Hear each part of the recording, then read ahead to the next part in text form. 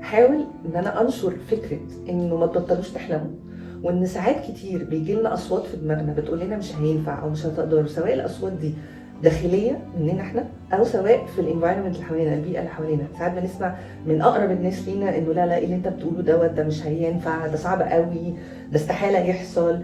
فانت لو فكرتي فيها ما فيش حد حلم وحقق حلم كبير او صغير غير لما كان قادر يكسر الصوت ده، سواء اللي حواليه او اللي جواه.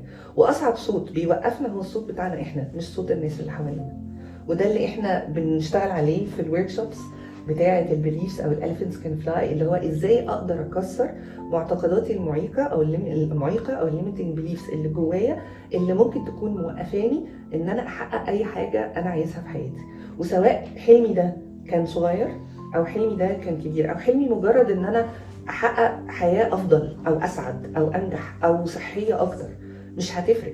يعني فاهم، هي عشان ساعات كتير الناس تفتكر احنا بنتكلم على الاحلام بقى لازم اللي هو احلم بحاجه كبيره جدا خالص. على فكره حاول ان انا انشر فكره انه ما تبطلوش تحلموا، وان ساعات كتير بيجي لنا اصوات في دماغنا بتقول لنا مش هينفع او مش هتقدروا، سواء الاصوات دي داخليه مننا احنا او سواء في الانفايرمنت اللي حوالينا، البيئه اللي حوالينا. ساعات بنسمع من اقرب الناس لينا انه لا ايه اللي انت بتقوله ده مش هينفع، ده صعب قوي، ده استحاله يحصل.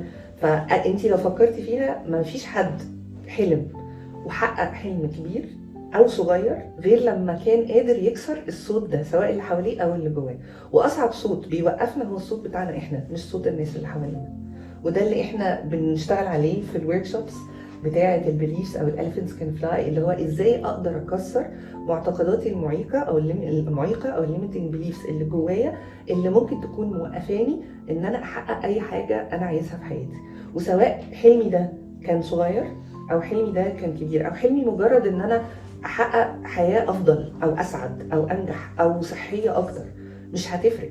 يعني فاهم، هي عشان ساعات كتير الناس تفتكر احنا بنتكلم على الاحلام بقى لازم اللي هو احلم بحاجه كبيره جدا خالص. على فكره